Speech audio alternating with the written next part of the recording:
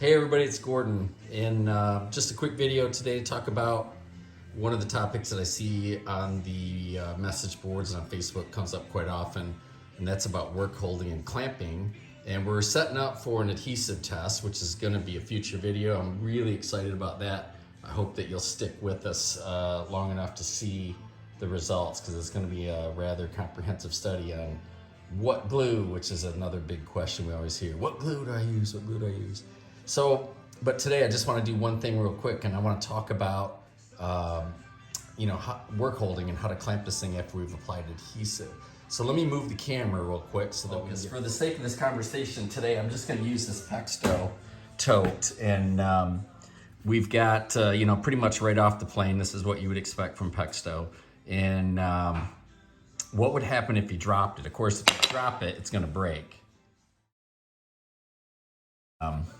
Now comes a time people will put adhesive on here, and the conversation is put the steel rod back in it, right? So put the rod that we know as part of the plane, and then apply force. And the problem with that is, right, you're applying force in these directions, which is not perpendicular to the brake. So I just think California earthquakes, right? What's going to happen when I apply force in these two directions?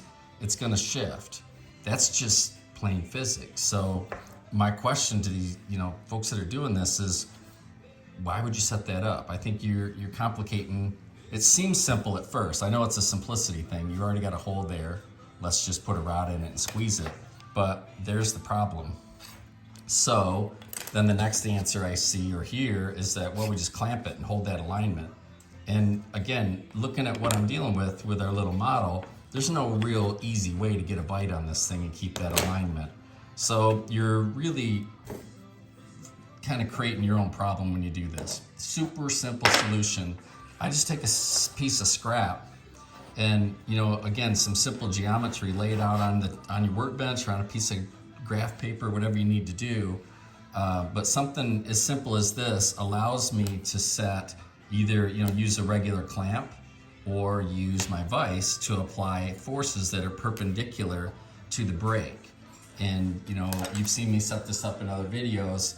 Sometimes I'll even just put a bead of hot melt glue along here to reduce the number of parts I have on the vise. But put some simple hot melt glue on here to hold it in place if you're going to apply force at all. Now, again, there are some adhesive options out there, such as epoxies and so forth, where you really rely on the penetration. You want the adhesive into the grain of the wood, and applying excessive force could potentially squeeze out your adhesive. So that's always a conversation too. But the point of my video today was just simple physics, and that is applied forces. We're using a hole that's at 15 degrees, 20 degrees, in some cases 25, but in this example tote, it's a 15-degree angle, and we're just naturally going to create a shift in our project. So my statement is, don't do that.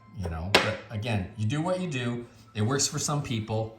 If you've never done this before and you're setting yourself up for a repair, this is just something to think about ahead of time. Make your choices. Do what you want to do. Hope you enjoyed the video. I look forward to seeing you guys soon. If you like it, hit subscribe, follow along, ask me questions. I'm willing to help you through the entire process. So talk to you guys soon. Thanks.